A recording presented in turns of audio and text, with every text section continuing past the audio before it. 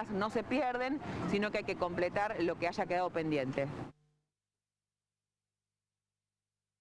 Bueno, y sabemos que Noruega, Germán, es un país escandinavo que tiene montañas, que tiene glaciares, que tiene fiordos, y ahora es noticia porque es el primer país libre de COVID. Exactamente, por eso vamos a tomar contacto con un argentino que vive en la localidad de Bergen. Es la ciudad, él me va a corregir, pero creo que la ciudad más importante después de Oslo. Vamos a tomar contacto con Gastón Aguirre, biólogo argentino. Gastón, ¿cómo te va?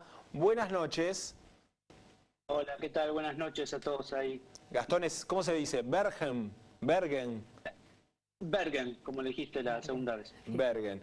Bueno, primer país libre de COVID. Super noticia. Sí, la verdad que se han aflojado muchísimo las restricciones, un poco debido al éxito del distanciamiento social y las cuarentenas esporádicas que se fueron haciendo. Por supuesto se está vacunando, si bien el ritmo no es tan avanzado como puede ser en Estados Unidos o en Israel, pero avanza bastante de manera constante, y hay que destacar que igual Noruega ha tenido una de las políticas más estrictas en cuanto al cierre de fronteras, lo que ayudó a controlar la pandemia aquí dentro del país.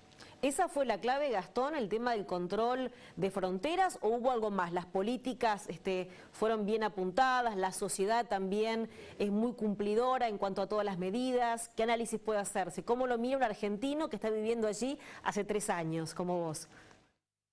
Bueno, hay un hecho objetivo que Noruega es, para lo que es un país europeo, es bastante grande en superficie, pero tiene poca población, 5.3 millones de habitantes, contra países como Alemania, que tiene más de 80 millones, el Reino Unido más de 60 millones. Eso es algo objetivo y ayuda al haber poca concentración de gente, excepto en Oslo, que es la capital, donde por ahí hay un poco más de gente.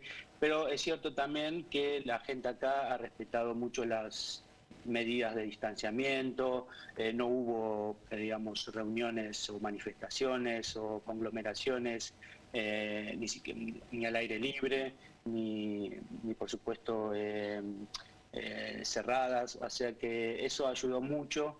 Se hicieron cuarentenas, pero fueron muy focalizadas por ciudad, por región, por 2 o 3 semanas, de acuerdo a la situación, o que digamos que se manejó desde el gobierno como todo muy quirúrgico.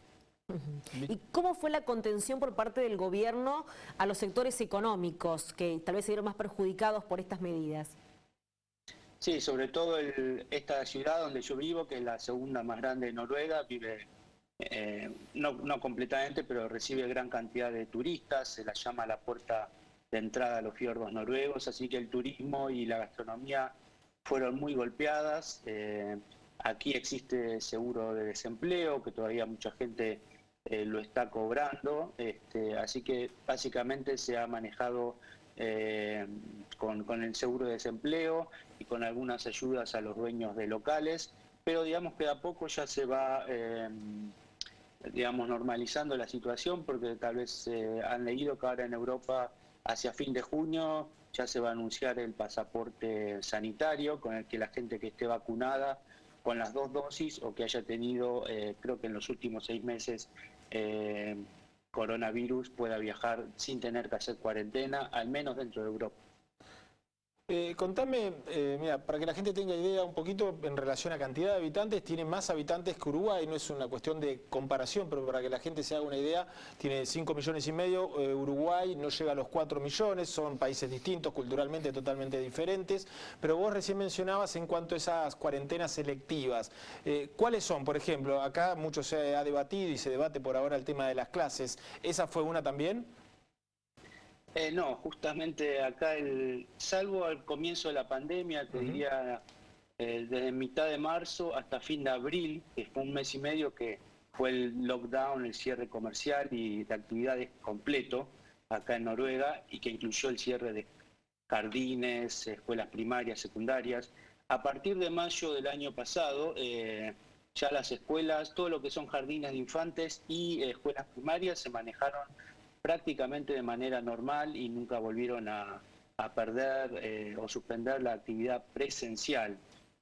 con cierto distanciamiento, por supuesto, en las escuelas primarias, pero se manejaron de forma normal. Lo que sí han tenido, se han ajustado más son, por ejemplo, las escuelas secundarias, donde se hizo ya desde mayo del año pasado, se había organizado de que algunos grupos de chicos iban tal día a la semana, otros iban otro día, algunos iban bien temprano, otros iban a las 10 de la mañana, o sea que se organizó ya desde mayo del año pasado y ahora prácticamente ya se está volviendo a la normalidad.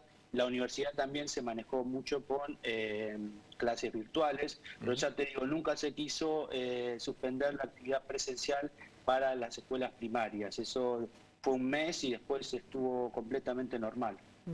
En tu actividad como biólogo, ¿de qué manera te afectó, ¿no?, lo que fue la pandemia? Y seguramente algún cambio hubo en tu trabajo, ¿no?, modalidad y demás, seguramente.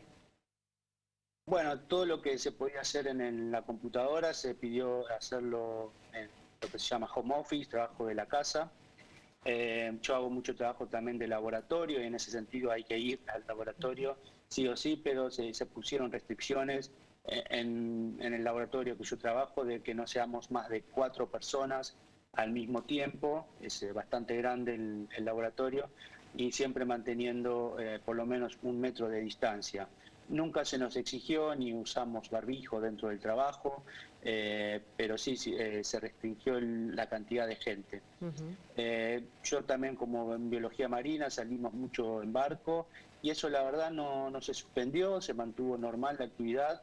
Sí que antes de salir en barco a tomar las muestras hacíamos unos 10 días de más o menos, no cuarentena estricta, pero sí de estar en casa y salir lo mínimo, de ir al supermercado, esas cosas.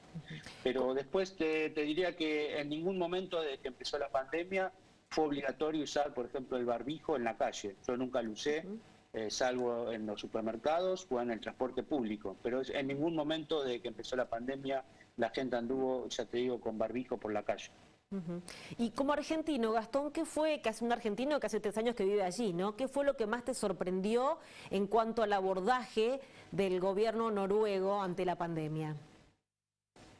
Bueno, la verdad que al principio se hicieron una cuarentena estricta, como pasó en muchos lugares del mundo, frente a algo desconocido, pero la verdad que vi que se manejaba todo con mucho sentido común y siempre informados por la información, los datos científicos.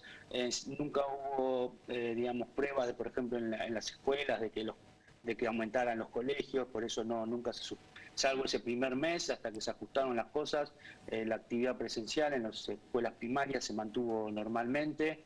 Me parece que fue acertada la decisión de cerrar las fronteras. Incluso a la fecha, todavía si uno no es residente en Noruega, no puede entrar al país. Eso va a cambiar a fin de mes, pero todavía solo entran las personas que residen aquí. O sea que hacia adentro, digamos que se trató de mantener la vida lo más normal posible. Por ejemplo, después de las fiestas hubo cierto aumento de casos, incluso aquí en Bergen, y se hizo un cierre comercial estricto 2 semanas y después se volvió a la normalidad, pero siempre tratando de que sea lo más corto posible. Pero ya te digo, lo que fue muy estricto fue el tema de las fronteras.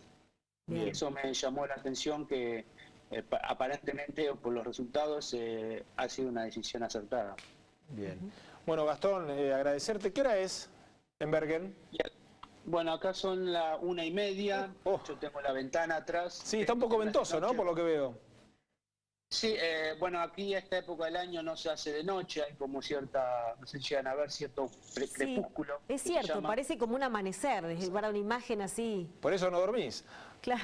Claro, así desde la medianoche que está así, y ya ahora se pone de día completamente, nunca se pone la noche negra completamente. Pero nunca, en ningún momento, perdón que te interrumpí. Es ahora, alrededor del 21 de junio, que es el solsticio de verano, es prácticamente el día más largo del año en el hemisferio norte, pero en estas latitudes de Noruega no se hace la noche. Mira. La contracara es alrededor del 21 de diciembre, que es muy poca la luz solar, o sea que es un balance. Claro. Mira vos. ¿Tenés familia aquí en Argentina que están residiendo en qué lugar de nuestro país? Sí, tengo familia, le mando saludos, viven en Capital Federal, en su mayoría, y algunos en el interior del país. Bien. Bueno, Gastón, muchas gracias por atendernos, por esperarnos hasta esta hora allí en Bergen. Gracias. No, por nada, muchos saludos a toda Argentina. Muchas gracias. Buenas noches.